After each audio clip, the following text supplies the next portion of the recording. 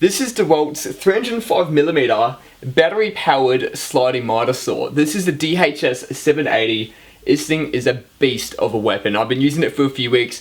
I've loved using this and I'm so excited to talk to you guys about this miter saw today. So in the box you get yourself the saw. Obviously it comes with two of Dewalt's 6A 54V FlexVolt batteries. Comes with two and it needs two to operate at all times. Also comes with a multi-voltage charger so you can charge both of your batteries at the same time, and also with an AC corded supply, so if you are close to a wall plug or an extension lead you can use this without requiring batteries. And it also comes with a dust collection bag. It's got the 305mm blade which can spin at 3,800 RPMs. We've got up to 50 degrees on your left hand side all the way to 60 degrees on your right hand side for miter cuts. You can get 49-degree bevel range either way, and we've got a depth of 170mm while you're cutting. Obviously buying a battery miter saw, you're going to be interested in the batteries, the performance, the power you get while using the batteries. With both of these batteries in the saw, it delivers 108 volts of power, and I can't tell the difference using it with the batteries or without the batteries. The power you get with the batteries is exceptional. You do not need to worry about the power output with these. The question is though, is how long do these batteries last in the saw?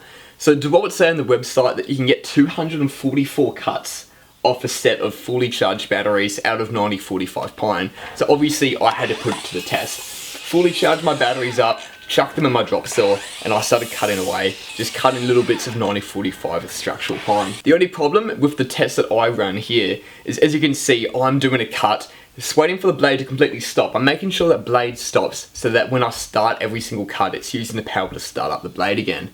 So I did that process, but what I was doing was constantly running the batteries and overheating the batteries. I had the batteries shut down on me 7 times from overheating.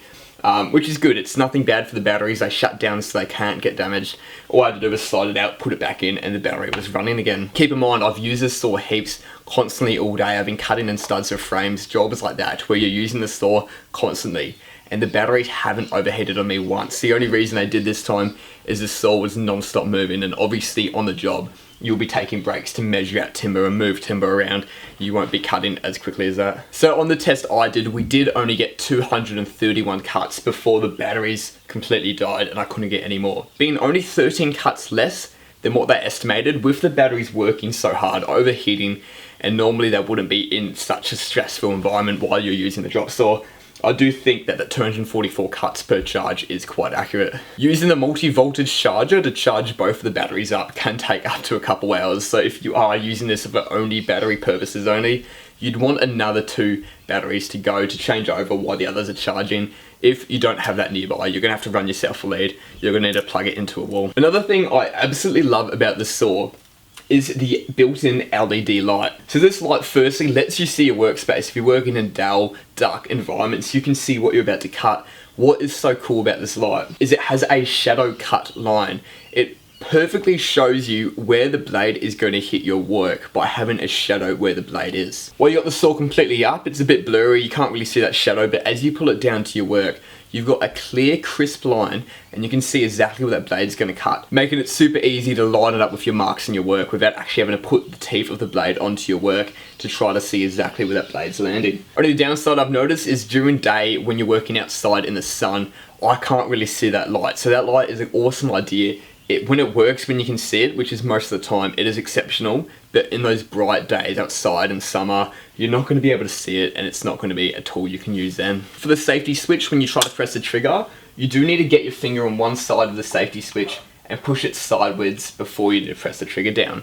A few different brands and a few different designs have an additional button on the side of the handle you can press down, and I do prefer that. I do prefer that feel. It's a lot easier to use. Once you get used to it though, you know where you're putting your hand, you know the sliding motion you need to do to use the saw.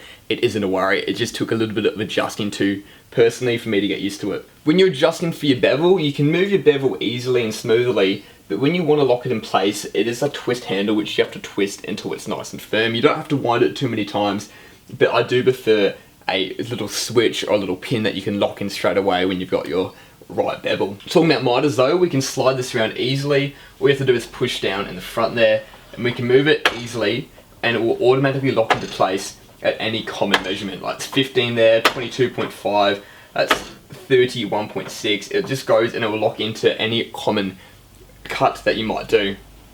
If you do want to slide past to an uncommon cut where it's just sliding around there, all you have to do is just push down on this front trigger here, and that's going to lock in place, and you've got that exact measurement too. What you have to do to move it again, push it up, and you can just move it once again. If you don't have your thumb down and press down on this little part here, it will go to that nearest common measurement and it will just stop there. It will stop at that common mitre. So you need to hold that down if you want to move it quite a fair distance. Also, to stop our slide, we've just got another little twist dowel there. You just twist out and then that saw is free to slide.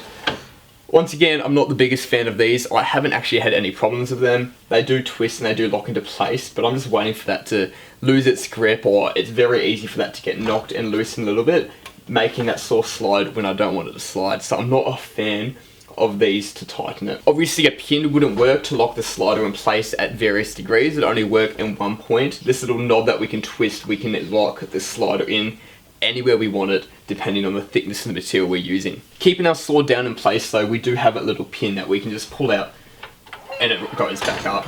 That I'm definitely a fan of, as it's so easy just to click into place and it's stuck there. And as you can see here, when it slides back, it does extend out from the back side of the saw, which means if you set up against the wall and you go to slide back, it is going to hit that wall. You do need to bring it far off the wall a little bit to compensate for that. Our saw guards, like most drop saws, will get in the way of any bevel cuts. We just got another screw mechanism on the back of these, which we can loosen and slide these in and out.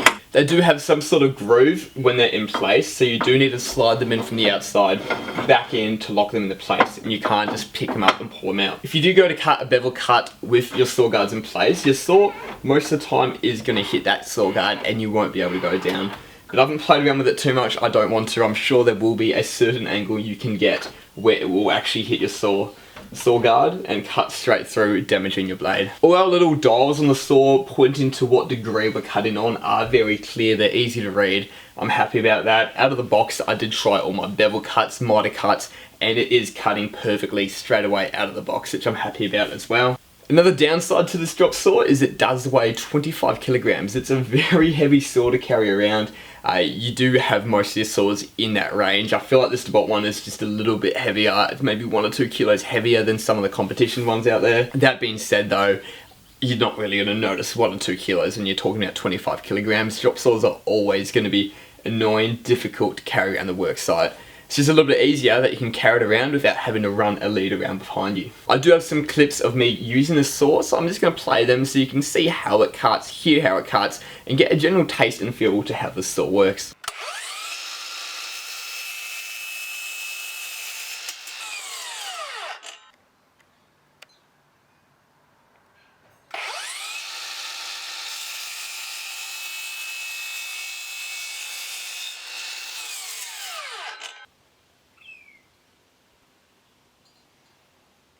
There you have it though, there is my thoughts on the DHS 780. I love this tool, it just looks like a beast and I'm enjoying using it so much on the work site. Thank you for watching this review. Let me know what you think of this saw and let me know what your favourite mitre saw is.